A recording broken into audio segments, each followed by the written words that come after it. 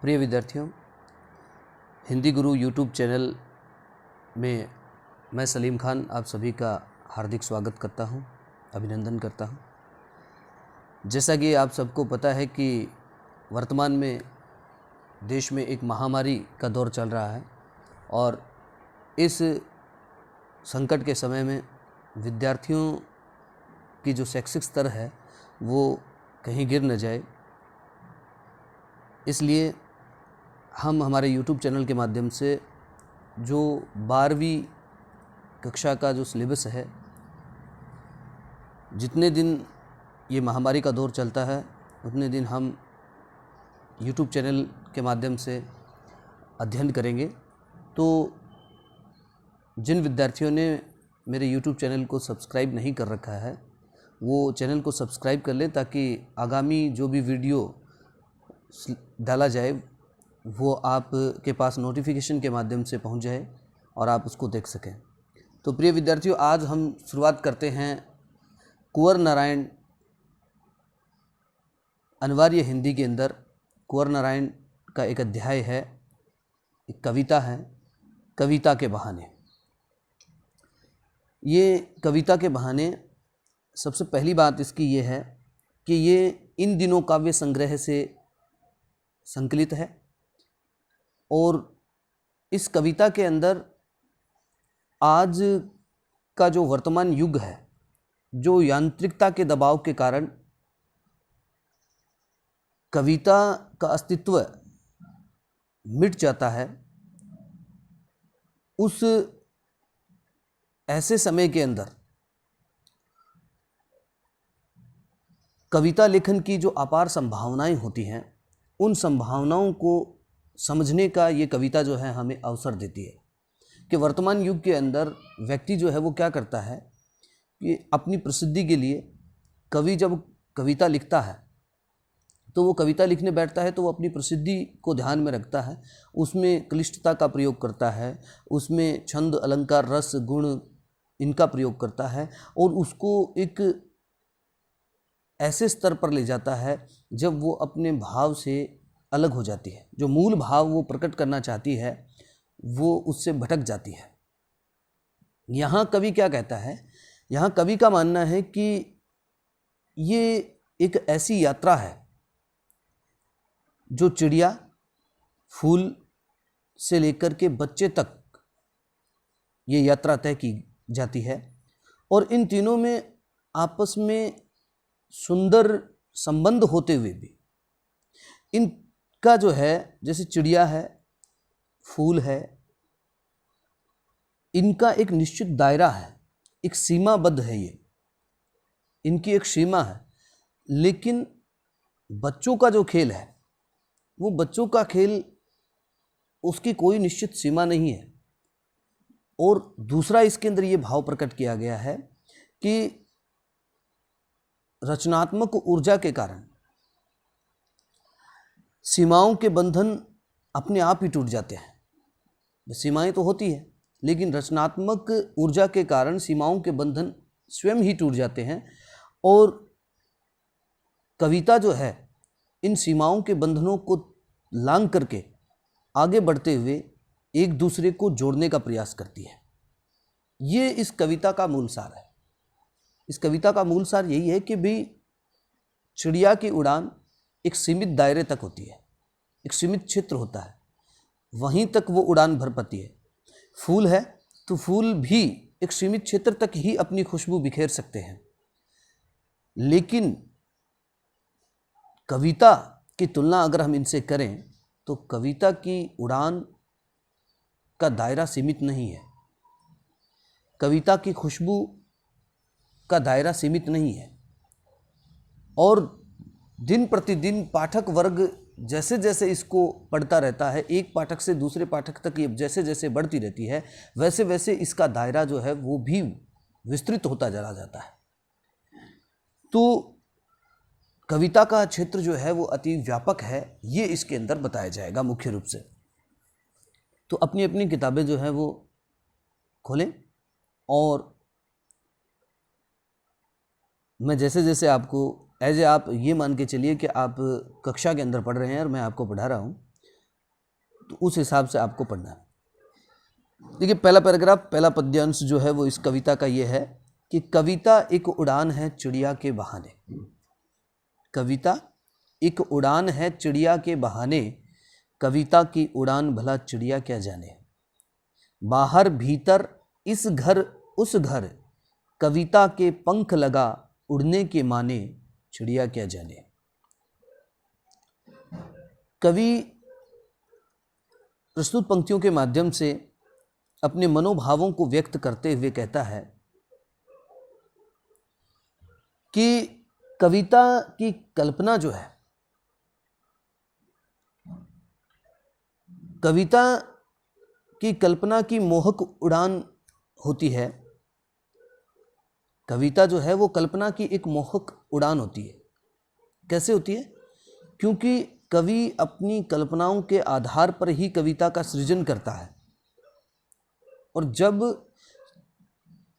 थोड़ी वास्तविकता और ज़्यादा कल्पनाशीलता को शामिल करता है कवि इसमें, तो ये कहता है कविता एक उड़ान है चिड़िया के बहाने।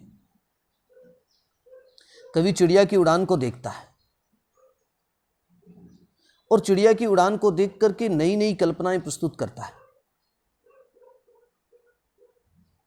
और कविता स्वयं भी उड़ान भरती है,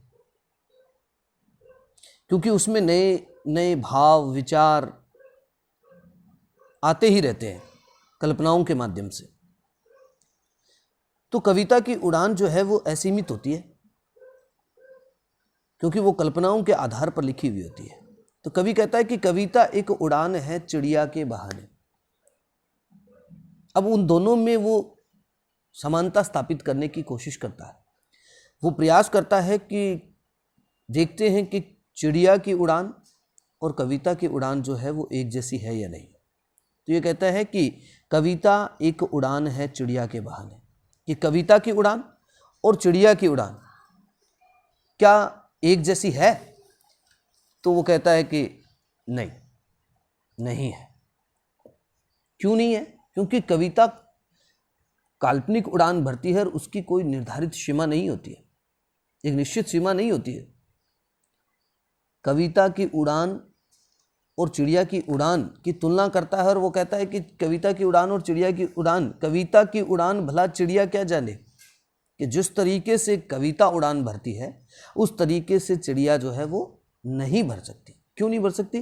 क्योंकि कविता जो है वो कल्पना पर आधारित होती है, उसकी कोई निर्धारित सीमा नहीं होती है, कोई उसके बंधन नहीं होता है, सीमाओं का बंधन उस पर किसी भी प्रकार से लागू नहीं होता है।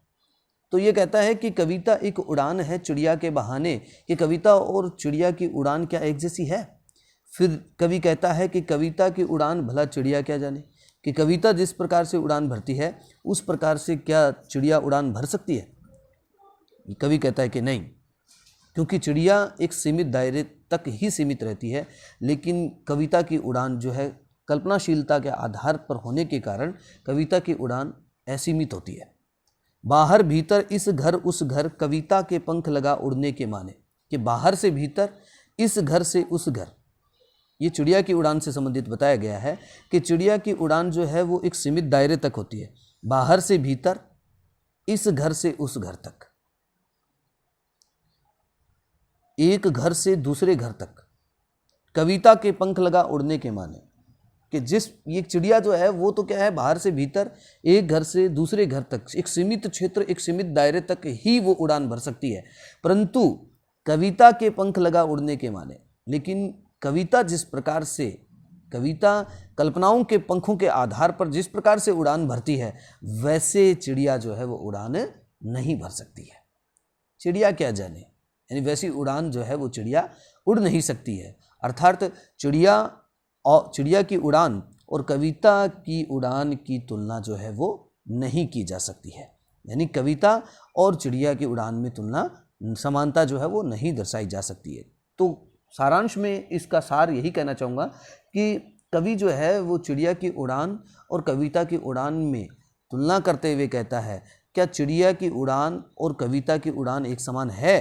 तो कवि इस निर्णय पर पहुँचता है कि चिड़िया जो है वो उसका सीमित दायरा होता है, एक सीमित क्षेत्र होता है, वो सीमाओं के बंधन में बंधी हुई होती है। एक घर से दूसरे घर, बाहर से भीतर एक सीमित क्षेत्र तक ही वो उड़ान भर पाती है। परंतु कविता जो है वो अपनी कल्पनाशीलता के आधार पर सीमाओं के बंधनों को तोड़ करके उड़ान भरती है। उसका कोई सीमित दायरा नहीं होता है, सीमित क्षेत्र नहीं होता है। उसकी उड़ान जो है वो कल्पनाशीलता के आधार पर होती है। इसलिए कविता की उड़ान में और चिड़िया की उड़ान में तुलना नहीं की जा सकती है। ये इस पद्यांश में बताया गया है। यहाँ जो है वो कुंवर नारायण ने इस कविता को, जो विशेष बात है इसकी, ये है कि कुंवर नारायण के एक काव्य संग्रह इन दिनों से ये लिया गया है। और दूसरी बात कि कवि ने चिड़िया की उड़ान के माध्यम से कविता के अपूर्व प्रभाव की महिमा को प्रकट किया है कि कविता का किस प्रकार से लोगों के ऊपर प्रभाव कविता छोड़ती है, उसके बारे में इसमें बताया गया है।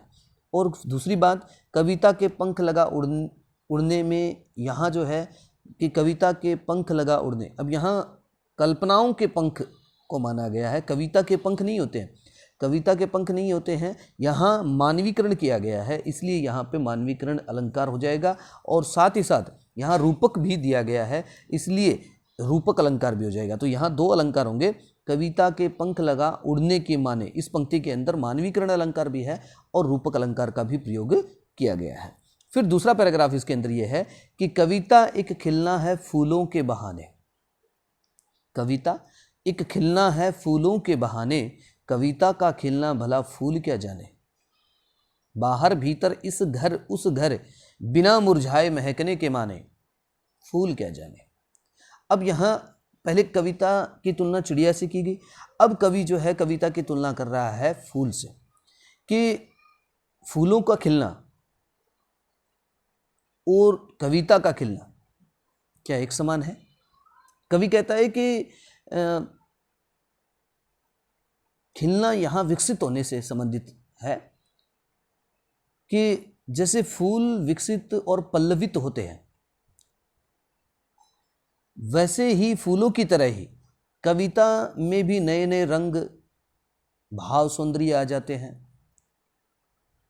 परंतु फूल अपनी एक निर्धारित सीमा तक ही उस सुंदरता को प्रकट कर पाते हैं, उस खुशबू को एक निर्धारित सीमा तक ही बिखेर पाते हैं। बाहर से भीतर, इस घर से उस घर, एक सीमित दायरा जहां वो अपना सौंदर्य, अपनी खुशबू, अपनी महक वो बिखेर सकते हैं। फूलों का एक दायरा है, जैसे चिड़िया का एक दायरा था, वैसे ही सीमा क्षेत्र के अंदर बंधी हुई है। फूलों की खुशबू एक सीमित क्षेत्र तक ही आती है। और दूसरी विशेष बात यह है कि फूलों को जब डाली से अलग कर दिया जाता है, तोड़ लिया जाता है फूलों को, तो धीरे धीरे ये कह रहा है कि बिना मुरझाए महकने के माने, कि बिना मुरझाए किस प्रकार से महका जाता है ये फूल नहीं जानता है, क्योंकि फूल तो मुरझा जाता है। फूल को जैसे ही हम डाली से अलग करते हैं, तो अलग करते ही फूल जो है वो मुरझाने लग जाता है। लेकिन कविता में ये नहीं है। कविता जैसे ही एक पाठक से दूसरे पाठक के पास जाती है, एक पाठक पढ़ता है उसको, वो उसका रसास्वादन करता है, फिर दूसरे पाठक के पास जाती है, दूसरा पाठक उसको पढ़ता है, वो उसका रसास्वादन करता है।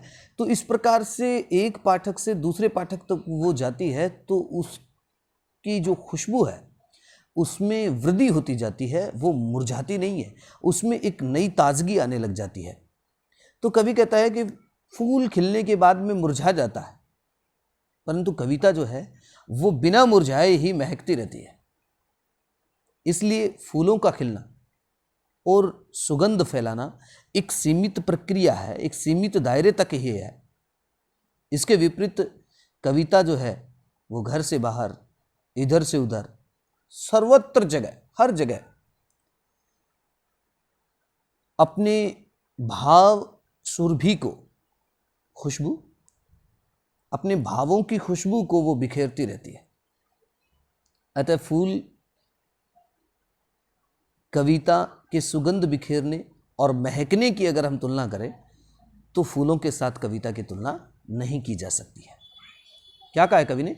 कविता एक खिलना है फूलों के बहाने, कि कविता और फूलों का खिलना क्या समान है? लेकिन ये कवि आगे कहता है कविता का खिलना भला फूल क्या जाने, कि कविता जिस प्रकार से खिलती है उस प्रकार से फूल नहीं खिल सकते हैं।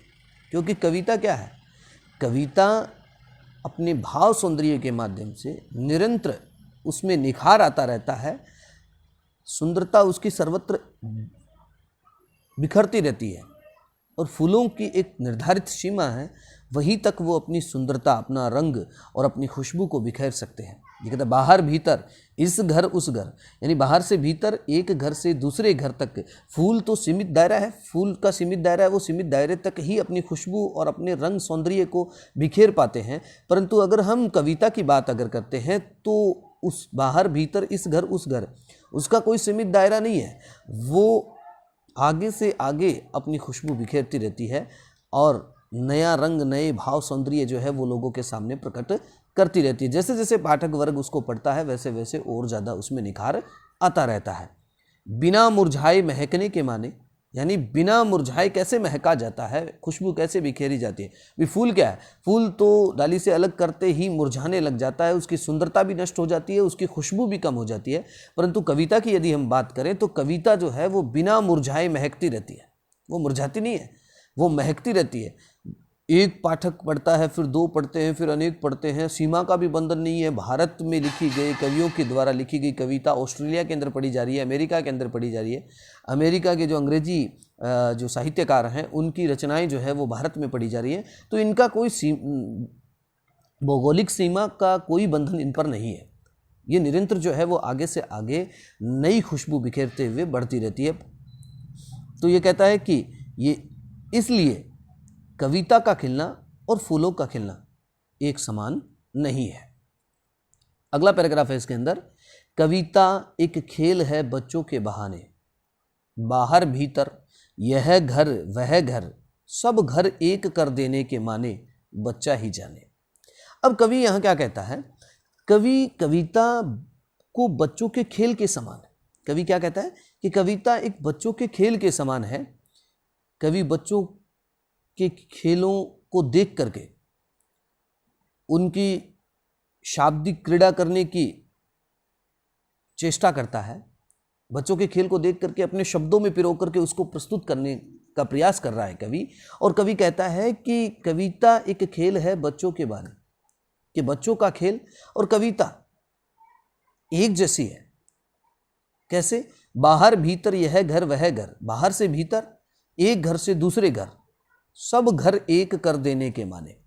यानी बच्चे क्या करते हैं, अपनी चहलकदमी के माध्यम से, अपने खेल के माध्यम से एक घर से दूसरे घर के बच्चों को एकत्रित करके वो अपने खेल खेलते हुए कभी घर में जाते हैं और कभी बाहर जाते हैं, एक घर से दूसरे घर में जाते हैं, एक घर के बच्चे दूसरे घर के बच्चे सारे इकट्ठे होकर के, एक होकर के वो बच्चे जो है खेलते हैं। उनके खेल में, उन बच्चों के खेल में कोई सीमा का बंधन नहीं होता है, न ऊंच नीच, न जात पात, किसी भी प्रकार का कोई मनोभाव, मनोविकार जो है वो उनके मन में नहीं होता है, सीमा का कोई बंधन नहीं होता है। उसी प्रकार कविता भी अपने शब्दों का खेल खेलती है। जिस प्रकार से बच्चे खेल खेलते हैं वैसे भी कविता अपने शब्दों का खेल खेलती है, और कवि अपने शब्दों के माध्यम से अपने हृदय के, बाहरी संसार के, मतलब अपने मन के भी और बाहर के संसार के। अब बच्चों का खेल क्या करता है, अपने घर के भी और बाहर के घर के भी, वैसे ही अपने घर में भी खेलते हैं और बाहर भी खेलते हैं। वैसे ही कवि अपने शब्दों का जो खेल खेलता है उसमें अपने हृदय के जो मनोभाव हैं उनको भी शामिल करता है, और साथ ही बाहरी संसार के तथा अपने पराये सभी घरों या सभी मानवों के मनोभावों को कलात्मक रूप से अभिव्यक्त करता है कवि।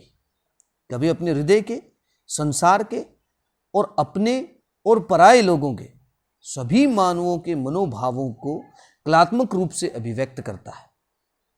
वैसे ही बच्चे करते हैं अपने खेल के माध्यम से, एक घर के से दूसरे घर के बच्चों को शामिल करके और वो अपना खेल खेलते हैं। वैसे ही कवि अपने शब्दों का खेल खेलता है, सबको एक कर देता है, एकता का पाठ पढ़ाता है। कविता एक पाठक से दूसरे पाठक इस तरीके से पाठक वर्ग को जोड़ने का कार्य करती है, उसी प्रकार से बच्चे जो है वो अपने खेल के माध्यम से एक घर से दूसरे घर, दूसरे घर से तीसरे घर, इस प्रकार से जोड़ने का प्रयास करते हैं। इसलिए कवि कहता है कि सब घर एक कर देने के माने बच्चा ही जाने, कि बच्चों के खेल के साथ कविता की तुलना की जा सकती है, क्योंकि बच्चों का खेल सबको एक करता है। उसी प्रकार से कविता भी अपने पाठक वर्गों को अपने हृदय के भावों से, सांसारिक भावों से और संसार के लोगों के मनोभावों को शामिल करते हुए कवि अपनी कल्पनाशीलता की अभिव्यक्ति करता है और सबको एक करने का प्रयास करता है। यहाँ मौलिकता तथा जो सृष्टि की चिरंतनता है उसका चित्रण किया गया है। इस कविता के अंदर मुक्त छंद का प्रयोग किया गया है। अनुप्रास, यमक, व्यक्तिरेक आदि अलंकारों का प्रयोग किया गया है और खेलों से जो आनंद प्राप्त होता है, खेलों के द्वारा आनंद और काव्य आनंद, इन दोनों को समान बताया।